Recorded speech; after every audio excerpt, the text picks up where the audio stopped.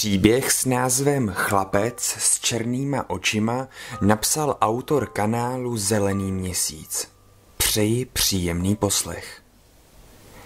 Vysedával jsem na zápraží svého malého domu a znuděně zíral na ulici, kde občas projelo auto anebo prošla nějaká skupina lidí. Často jsem o nich přemýšlel, o jejich životech, jaké tak asi jsou. Byli lepší než ten můj? Asi ano. Já měl docela nudný život. Byl jsem typický outsider. Nevím, jak je to možné, ale pokaždé, když jsem se ocitnul na nějakém životním rozcestí, zvolil jsem špatně. Jsem zkrátka hráč, který hru jménem život neumí hrát tak dobře. A i přesto, že jsem se s tím smířil, a vlastně jsem ani netoužil po něčem jiném, udělalo mi ohromnou radost, když mi má bývalá manželka oznámila, že začátkem léta odjíždí na celý týden do lázní a já se tak budu starat o svého syna, kterého má v péči ona. Celý jeden týden. Pro spoustu lidí je to naprostá samozřejmost, ale pro mě to byl zlomový okamžik. Víte, se svým synem jsem bydlel do jeho 3 let. Nebudu to rozpitvávat. Zkrátka jsem se nechoval tak, jak by se měl správný táta chovat. S manželkou jsme se rozvedli a já ho následujících 6 let mohl vídat jen velmi málo. A teď se to mohlo změnit. Neměl jsem tušení, co se odehrálo v hlavě mé bývalé manželky Lenky a upřímně mi to bylo úplně jedno. Tohle byla šance, jak se s mým synem opět zblížit. A já nehodlal promarnit ani 1 vteřinu. Když jsem zazvonil u prahu Lenčina domu, Oliver, můj 9letý syn, mě s lehkým údivem pozdravil. Nedokázal jsem odhadnout, jestli jeho tvář skrývá nadšení nebo zklamání, ale to nebylo podstatné. Má bývalá manželka Lenka odjela a já věděl, jak si svého syna získám. Pojď za mnou. Pobídl jsem ho, nasedli jsme do auta a zastavili u mé garáže. V ní stála stará motorka. Můj děda na ní vozil mého tátu a můj táta zas mě. A já si hrozně přál, abych mohl v téhle tradici pokračovat taky. Myslíš, že už porostou houby? Zeptal jsem se a vyndal zpoza zad proutinný košík. Oliver se na mě pousmál, přikývnul a já ho vysadil přede mě na motorku. Byl to už veterán, který sloužil po generace. Nebylo snadné přinutit motor, aby opět začal pracovat. Ale když se mi to po chvíli podařilo, stálo to za to. Vůně nostalgie, benzínu a starých motorů. Jako by mě to vrátilo do dob, kdy byl život jednodušší. A na Olivera to očividně fungovalo taky.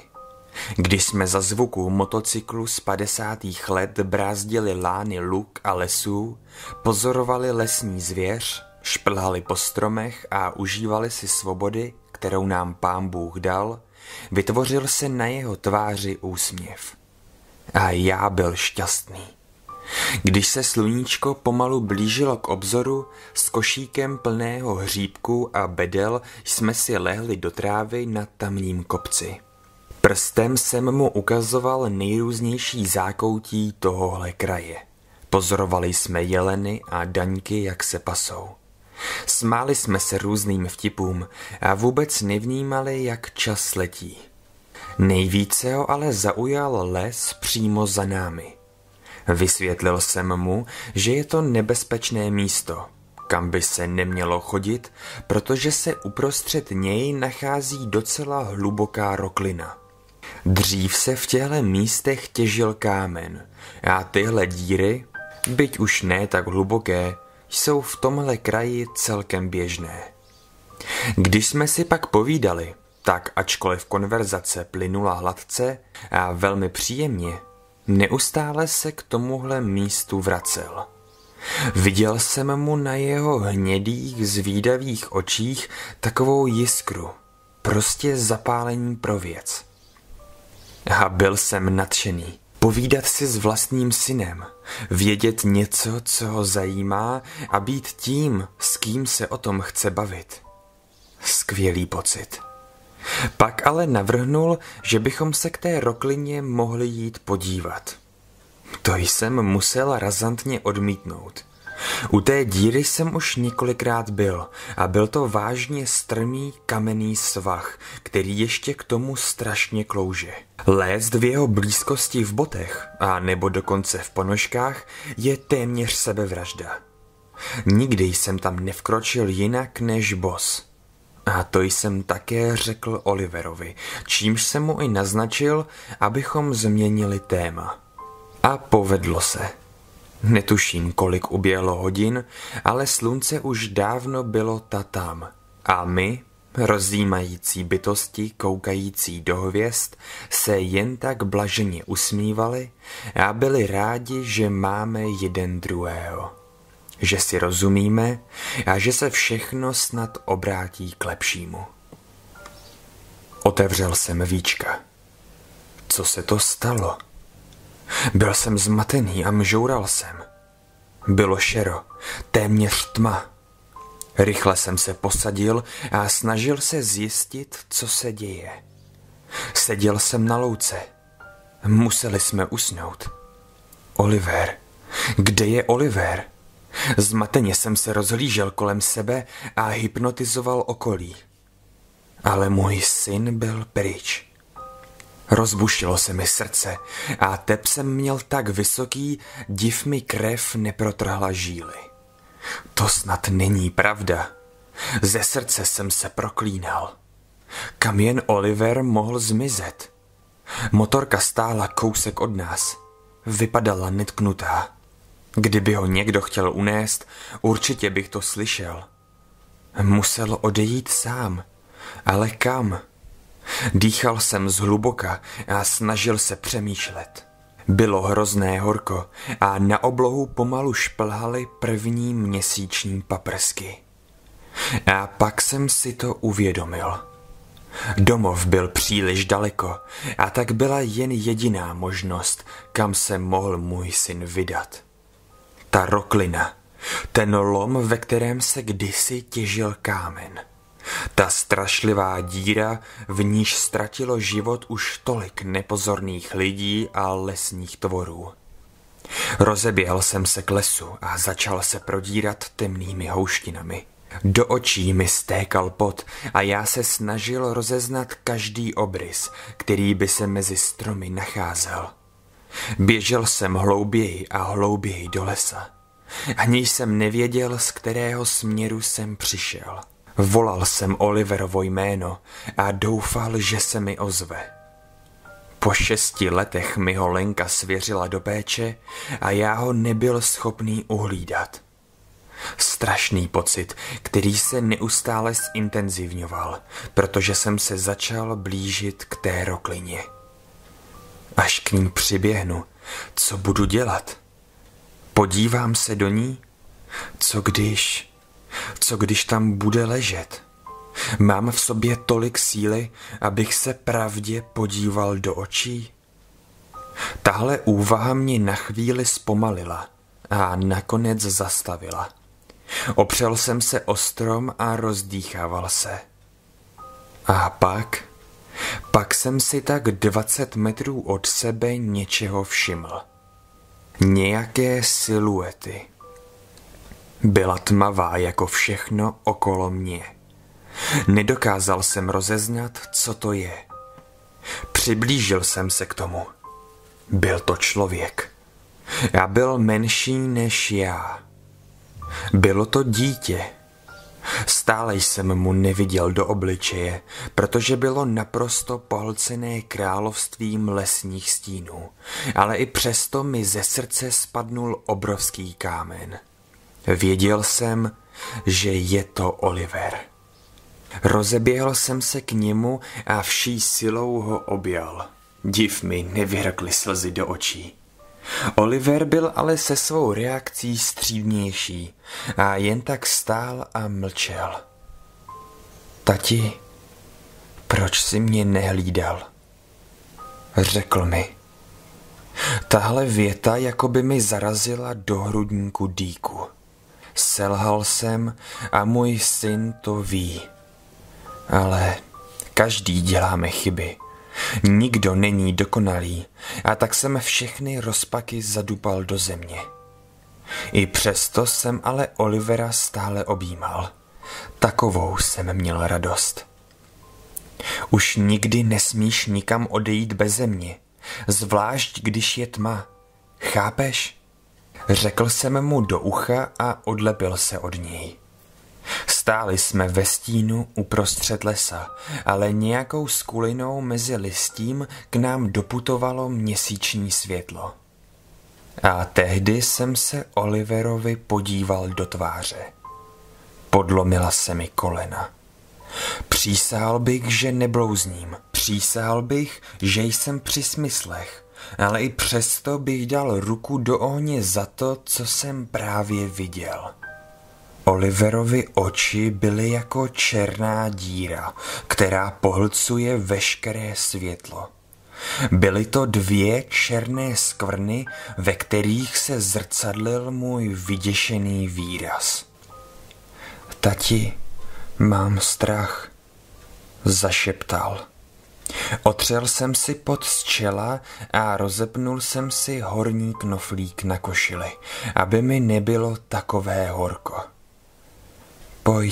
Půjdeme domů, řekl jsem rozpačitě, vzal ho za ruku a vykročil směrem pryč z lesa. Do tváře mě škrábaly větvičky stromů, ale bylo mi to jedno. Ten pohled do tváře mého syna mě úplně znecitlivěl. Když jsme přišli domů, poslal jsem Olivera nahoru do pokoje, kde měl připravenou postel. Když jsem si pak šel lehnout i já, nemohl jsem přestat myslet na tu hroznou situaci, která se na našem výletě v lese udála. Také jsem si uvědomil, že jsem se od té doby pohledu do jeho očí vyhýbal. Uklidňoval jsem se tím, že to v tom lese byla jen hra stínů, že jeho oči určitě byly normální. Věci přece často nebývají takové, jaké se zdají být. Byly 4 hodiny ráno. Probudil jsem se a koukal se do zdi. Nad ničím jsem nepřemýšlel. Byl jsem v takovém tom polobdělém stavu, kdy člověk nespí, ale zároveň není při smyslech. Zkrátka si jen tak užívá, že může ležet a nic ho neruší. I přesto mě ale na zátylku svrběla divná myšlenka. Divný pocit, který mi kradl můj klid.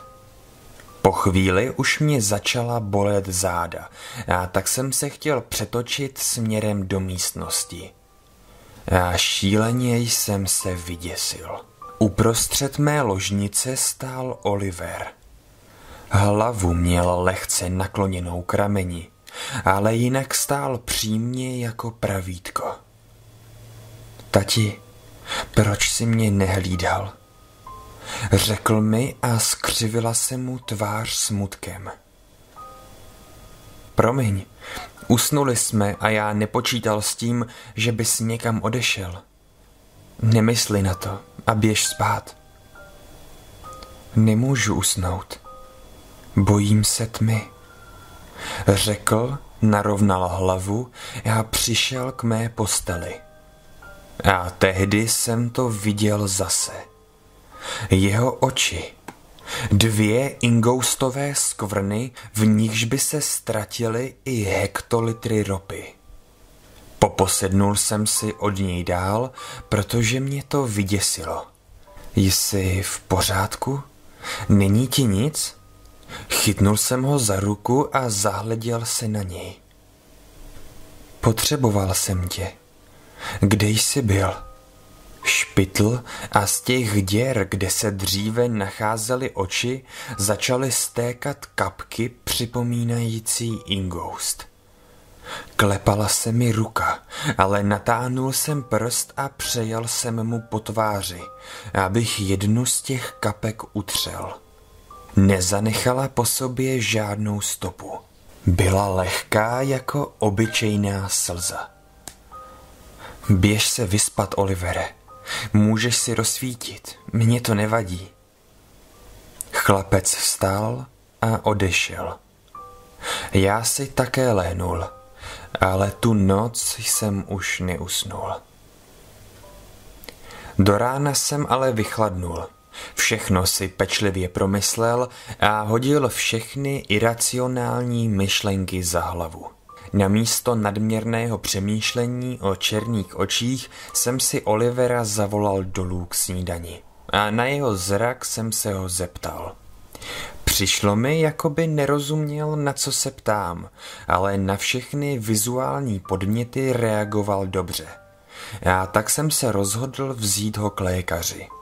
Nevěděl jsem, jestli to nemůže být nějaký zánět, nebo prostě cokoliv, co v tváři normálního člověka vyčaruje pohled samotného démona. K mému překvapení na mě ale oční lékař koukal jako na blázna. Na Olivera se ani nepodíval a poslal nás pryč. Prý, ať ho neobtěžuju s nesmysly. To mě samozřejmě naštvalo a tak jsem mu začal vyhrožovat s tím, že na něj podám stížnost. On mi ale drze řekl, ať táhnu do blázince. Tahle událost mi trošku pošramotila náladu, ale zároveň mě to přesvědčilo o tom, že Oliverovi asi nic vážného nebude. Třeba si ten uličník vzal kontaktní čočky se speciálním zbarvením a neřekl mi o tom. Jestli chce, budu jeho hru hrát. Odpoledne jsme šli na hřiště. Můj syn lezl po prolézačkách a já stál u něj a povídal si s ním. Bylo to fajn, ale neměl moc chuť mluvit. Byl zamlklý a jen poslouchal, co říkám já. Ostatní na hřišti se na nás dívali s dost zvláštními pohledy. To mě nutilo k tomu, abych doma Oliverovi půjčil sluneční brýle. Už jsem se do těch jeho černých očí nemohl dívat a okolí na tom asi bylo stejně. Když jsem svým pohledem omylem zabloudil do jeho očí, bylo to, jako bych se ztratil v labirintu zrcadel, která odráží jen a pouze tmu. Dost mě to znervózňovalo a věděl jsem, že až se má bývalá manželka Lenka vrátí, budu to s ní muset probrat. Ale teď jsem jí nechtěl volat. Co by tomu řekla? Poprvé po 6 letech mi syna svěří do péče a já se o něj nejsem schopný postarat? Aktivita na večer byla jasná. Cestou domů jsme zaběhli do papírnictví pro papíry a pastelky, protože jsem věděl, že Oliver má talent na malování.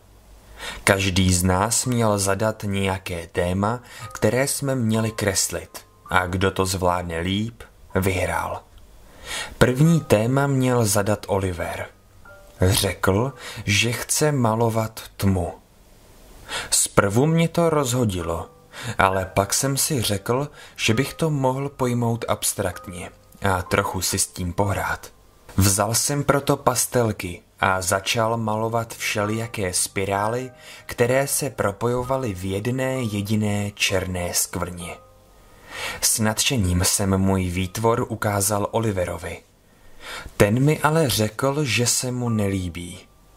Že jsem prý nerozuměl zadání. Řekl mi, že takhle tma nevypadá. To mě dost rozhodilo a vyškubl jsem mu z rukou jeho výkres.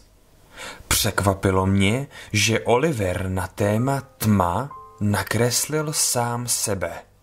Autoportrét 9letého chlapce, co sedí u stolu, maluje a má děsivě černé oči.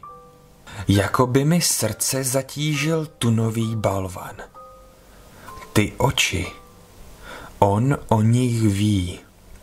Doteď jsem v podstatě vycházel ze 3 možných teorií. Buď to je to nějaká nemoc, což jsem v soudě podle doktorovy reakce vyloučil, nebo má nějaké čočky pohlcující světlo. Ale tím jsem se spíše uklidňoval, než abych tomu reálně věřil. Nejpravděpodobnější mi tedy připadalo, že je to prostě v mé hlavě. Že jsem cvok, jehož hlava umístila do očí svého syna černé uhlí. A proto mě Oliverův výkres vykolejil. On si uvědomoval, že jsou jeho oči úplně černé. Podíval jsem se na něj. Bylo to děsivé, protože jsem nevěděl, kam se kouká. Neměl duhovky, ani bielmo. Jeho oční bulvy byly zalité vodopády skamenělého inkoustu. Zkusme jiné téma. Tohle se mi nelíbí. Řekl jsem a jeho papíry jsem zmuchlal a zahodil. Pojďme namalovat duhu. Co ty na to? Křečovitě jsem se usmál a snažil se působit v klidu. Duha. Něco tak veselého a barevného atmosféru téhle situace muselo zkrášlit. Ale když jsem Oliverovi ukazoval svůj výtvor, zadíval se na mě s kamennou tváří. Podíval jsem se na jeho papír a znejistil jsem. Oliver namaloval temný les, v němž stojí nějaká postava. Proč si mě v tom lese nechal? Proč si mě nehlídal? Teď mám strach. Zakňoural zdrceným hláskem. To mi zlomilo srdce a objal jsem ho. Hlídal jsem tě. Opravdu ano. Nemusíš mít strach. Teď už jsme doma. Tehdy mi poprvé došlo, že se v jeho blízkosti necítím dobře a trošku jsem se té představy vylekal. Ale bylo to tak. Lhal bych, kdybych tvrdil něco jiného. Ale naštěstí ve mně opět převládla má racionálnější stránka. Co když mu ta událost v lese včera večer nějak poškodila mysl? Co když mu to přinese nějakou posttraumatickou poruchu? Ztratit se v lese v 9 letech není legrace, zvlášť pokud je naprostá tma. Tu noc jsem nemohl spát. Neustále jsem se otáčel ze strany na stranu a v mysli jsem neviděl nic jiného než oči mého syna. Nakonec jsem se přemohl, vstal jsem a šel si udělat čaj, abych se uklidnil. Cestou jsem se zašel podívat i na Olivera, protože minulou noc také nemohl usnout. Nakouknul jsem k němu do pokoje. V rohu místnosti svítilo malé světýlko, které jsem mu koupil, aby nebyl ve tmě. Oliver vypadal v pořádku. Ležel na zádech v posteli a byl přikrytý peřinou. Chvíli jsem tam jen tak stál, zapomněl na všechny ty bizarnosti s očima a jen tak na něj koukal. 6 let. 6 dlouhých let mi trvalo, než jsem ho mohl znovu uvidět u sebe doma. A byl jsem za to tak moc rád, že to ani nedokážu popsat. Vděk a celková síla okamžiku ve mně zburcovala dojemnou emoční bouři. A když jsem tak ostřil zrak a díval se na svého syna, všiml jsem si něčeho, co všem mým emocím řeklo hlasité stop. Oliver měl celou dobu otevřené oči. On nespal. Jeho temné, démonické, křišťálové oči plné černého chaosu zíraly do stropu. Ale Oliver samotný se ani nepohnul. Do rána se mi ta scéna přehrávala v hlavě a potřeboval jsem na čerstvý vzduch a zároveň si trošku odpočinout. Vzal jsem proto Olivera k sousedům, aby si pohrál s jejich dětmi. Samozřejmě jsem dal Oliverovi brýle, aby nikoho nevyděsil. Zazvonil jsem na zvonek a vysvětlil mé sousedce, o co jde. Tak fajn, kluci budou nadšení. Vyřiďte vašemu synovi, ať sem klidně přijde. Já se ale zatvářil zmateně a lehce se pousmál. To je on, už přišel, tak může dovnitř?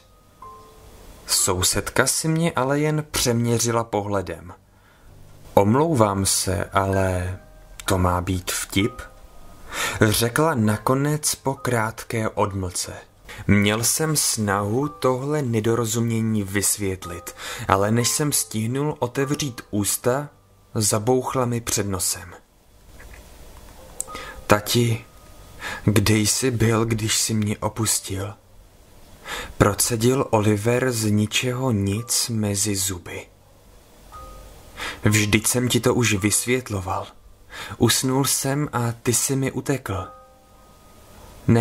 Ne, to jsem nemyslel, pokračoval Oliver a sundal si brýle. Myslel jsem, proč jsi opustil mě a mámu. Kde jsi těch 6 let byl? Tohle byla těžká otázka. Dotkla se mě. Jako by mi hlavou proletěla kulka. Byl jsem takový zbabělec, že jsem neodpověděl. Jenom jsem se otočil a vykročil z trávníku mých sousedů. Bojím se tmy. Člověk v ní chodí a neví, kam šlape. Pokračoval Oliver a následoval mě. Na 9letého kluka to byla dost silná slova. Nevěděl jsem, co mu mám odpovědět.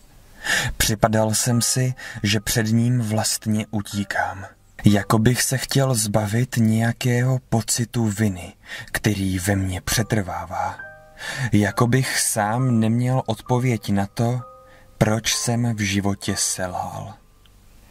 A tak jsme jen tak bloudili městem. Jako 2 tiché stíny, které mají nespočet problémů a trápí je spoustu věcí, ale nejsou schopní si s nimi poradit. Já byl s každou další hodinou rozpačitější než dřív. A totéž platilo i o Oliverovi. I když stav jeho chování bych slovem rozpačitý nepopsal. Použil bych spíš slovo divný a nebo znepokojující. Jeho otázky byly častější a zarývaly se pod mou kůži jako tetování, které taky už nikdy nelze odstranit. Občas jsem vzpomínal na ty chvíle, kdy jsme se smáli na louce a užívali si každého okamžiku. Dnes Oliver v podstatě nepromluvil.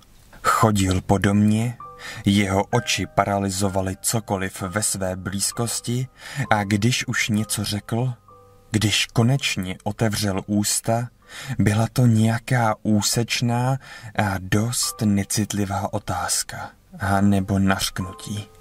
Měl jsem z něj strach. Ano, mé pocity v dalších dnech bych nazval jako strach. Byl oprávněný? Třeba se takhle Oliver chová běžně. Vlastně jsem ho vůbec neznal. A on mi to dost často připomínal. Zjevoval se za mými zády jako duch a já se bál otočit. Co kdybych spatřil jeho tvář, jeho oči, hypnotizující spirály tmy. Věděl jsem, že kdybych se v černotě jeho očí ztratil, těžko bych našel cestu zpět. Odpočítával jsem dny do příjezdu jeho mámy. Ať si toho kluka vezme a odveze pryč. 2 dny po jeho příjezdu jsem se necítil dobře, ale 5. den, co jsem s ním, jsem se cítil strašně. Sám jsem si to nechtěl připustit, ale nemohl jsem s tím nic dělat. Když jsme jednou koukali na televizi, z ničeho nic jí vypnul a řekl mi, že se bojí, že má prý strach z toho, že ho nevytáhnu nahoru. O čem to mluvil, to jsem netušil, ale chvíli na to odmítnul jít spát, protože se bál vyjít schody. Prý by mohl spadnout a on, jak mi vysvětlil, se bojí tmy. Snažil jsem se být jako pavouk a ty sítě, které jeho slova v posledních dnech spřádala, jsem se snažil rozplést, ale nedařilo se mi to. A tak jsem s ním celou noc seděl na gauči v obýváku. Dlouhou dobu mlčel, ale pak jen pronesl. Bolelo mě to. Bolelo tě co? Polkl jsem. On otočil hlavu a tak jsem poznal, že ty dvě temné oční bulvy zírají přímo na mě. Ale nevysvětlil mi, co ho bolelo. Spíš to znělo, jako by pokračoval. A teď jsem ve tmě, tati. Ve tmě. Jsem v podzemí a bloudím v něm sám. Chtěl jsem pomocnou ruku, ale ty jsi mi ji nepodal. Každé další slovo byl náboj a pistole byla namířena přímo na mě. Seděl jsem vedle něj a klepal se. Chtěl jsem, ať tahle noc skončí, ať čas utíká rychleji. Ale byla teprv půlnoc a ten malý démon sedící vedle mě pokračoval. Křičím, neustále křičím, ale tam, kde jsem, se zvuk nešíří. To už se ke mně přibližoval. Mám strach, bojím se, tati, moc se bojím. Pokračoval a já jsem vyskočil z gauče. Dýchal jsem rychle a držel jsem si od něj patřičný odstup. Působila z něj zvláštní aura, jako by pocházel z jiného světa. Atmosféra v místnosti byla hustá, že by se dala krájet. Nechtěl jsem tam být. Chtěl jsem být daleko od něj. Daleko od toho člověka, kterého jsem kdysi nazýval mým synem. Ale ten teď vstal. Stál přímo naproti mně a vypadal, že si mě prohlíží. Z prázdných očí mu opět stékaly ingoustové slzy. Olivere, já nevím, co ti mám říct. Nevím, jak ti pomoct. Oliver dýchal rychle. Číšila z něj bezmoc. Jako by hrozně chtěl, abych něco udělal, abych ho vysvobodil, ale já to nedokázal. Bolely mě plíce. Stěžka se mi dýchalo. Jakoby celou místnost naplnila dusivá a tíživá atmosféra. Ležím ve tmě. Tati, prosím, pomoz mi. Křičel na mě a pořád se přibližoval. Bál jsem se ho a couval jsem. Povalil jsem stůl i malou skříň. Jako bych slyšel nějaké hlasy. Nějaké hlasy, co ho doprovází. Tohle nebyl můj syn. Můj syn byl pouze zajatec a chtěl ven. Chtěl pryč, zpátky ke mně, ale já nevěděl, jak to zařídit. A tak jsem, stejně jako celý život, zbaběle utekl z místnosti, zamknul jsem za sebou dveře a zbytek noci probrečel schoulený v rohu jídelny. Oliver bouchal na zeď, mlátil do dveří a naříkal. V jeho hlase jsem slyšel zoufalství a touhu po pomoci. Touhu po úniku ze světa, ve kterém je vězněn. Ráno, když jsem se odhodlal vstát a utřít si ubrečenou tvář, jsem došel ke dveřím od obýváku. Dal jsem k ním ucho, abych slyšel, co se uvnitř děje. ale zdálo se, že se tam nic neděje. Neměl jsem co ztratit. Tohle byl start vítězného dne. Nevěřil jsem, že to takhle někdy nazvu, ale bylo to tak. Dnes totiž měla přijet Lenka, jeho máma, a měla si ho vyzvednout. Odemknul jsem dveře a našel jsem Olivera, jak sedí na gauči. Místnost se zdála být v pořádku. Opatrně jsem se k synovi posadil.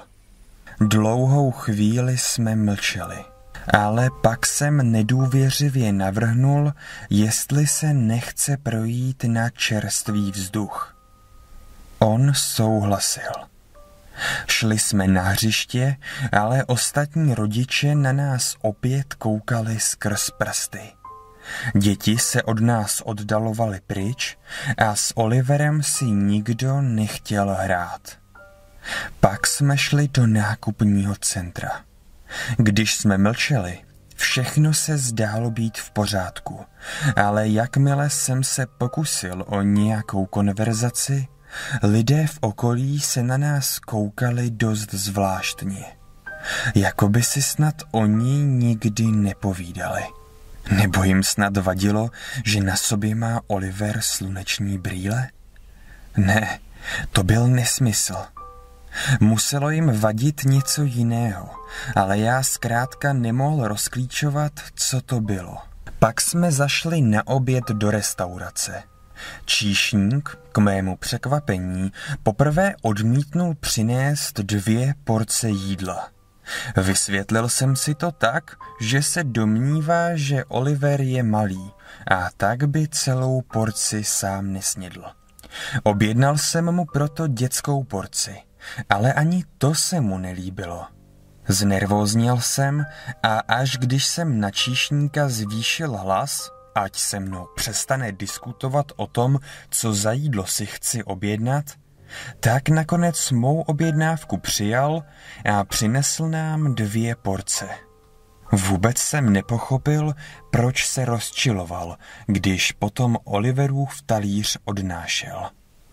Vyšiloval, jako by se Oliver toho jídla vůbec nedotknul. Zaplatil jsem a vysvětlil synovi, ať si z toho nic nedělá, že takových zatrpklých lidí je celý svět. Když jsme přišli domů, pustil jsem počítač s tím, že si zahrajeme nějaké hry. Oliver byl trošku laxní, ale pak se do toho docela dal. Skoro jsem zapomněl na tu šílenou akci, která se tu noc stala. Když jsem pak před domem slyšel zaparkovat auto, Oliver pustil myš i klávesnici a řekl mi: Přijela máma. Jak jí vysvětlíš, že jsi mě nehlídal?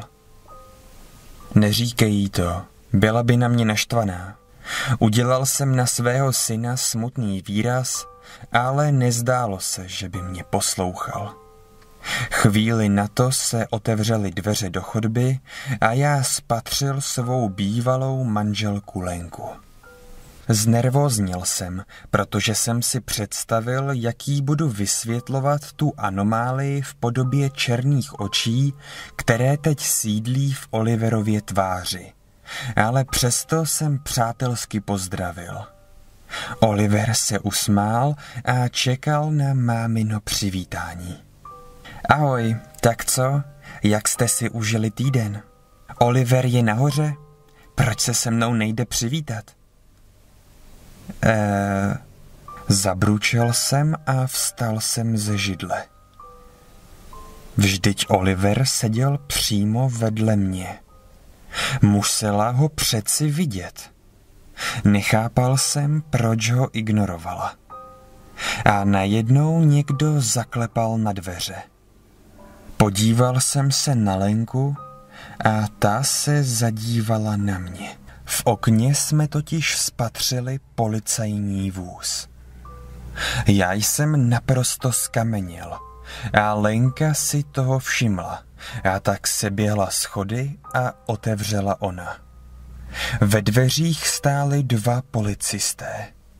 Celý rozhovor mezi nimi a mou bývalou manželkou si už nepamatuju. Mé vzpomínky ho zahalily mlhou. Ale ty emoce, ty v sobě cítím dodnes. Jsou důvodem, proč nemůžu spát, proč nemůžu žít, proč nemůžu existovat. Lenka se v tu chvíli zhroutila k zemi, že ani nebyla schopná slova policistů ustát. Pláč, vodopády slz a zvuky zbědovaného nářku. To definovalo následující období, následující dny, týdny, měsíce i roky. Vlastně až dodnes. Slova policistů byla zkrátka příliš tvrdá na to, abychom jim dokázali čelit. Přišli nám totiž oznámit, že v Roklině v nedalekém lese bylo nalezeno Oliverovo mrtvé tělo. Podle vyšetřování a všemožných stop do ní spadnul před týdnem večer.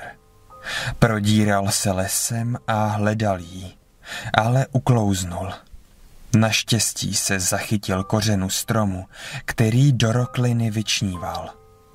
Držel se ho pevně a dlouho, zoufale čekal na pomoc, ale ta nepřišla. A když už se neudržel, když vyčerpání bylo větší než chtíč přežít, pustil se a bezvládně spadnul dolů. Když jsem se tyto zprávy dozvěděl, vzpomněl jsem si na Oliverovi černé oči. Na tu siluetu, kterou jsem tehdy v lese viděl. Na toho člověka, s kterým jsem strávil celý týden. Na tu iluzi, kterou zoufalství vytvořilo v mé hlavě, jen abych nemusel čelit realitě. Jen abych realitu posunul o týden dál. Ale ten čas už nastal. Už nebylo co předstírat. Nezvládl jsem to. Oliver byl pryč. Namlouval jsem si, že to tak není, a proto si ho má představivost vymýšlela.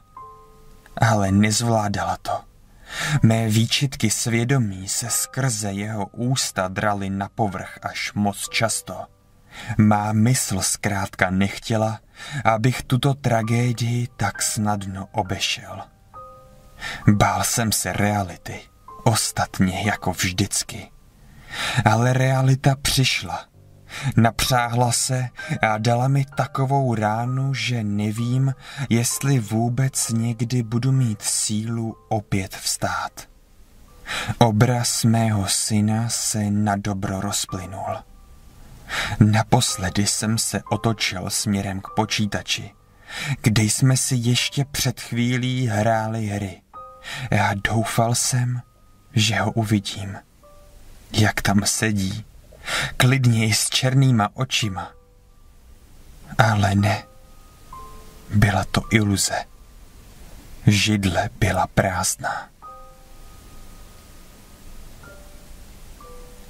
Pokud se vám tento příběh líbil, byl bych moc rád, kdybyste kanál Příběhy zeleného měsíce podpořili odběrem. Udělá mi to velkou radost. Děkuju moc a přeji hezký zbytek dne.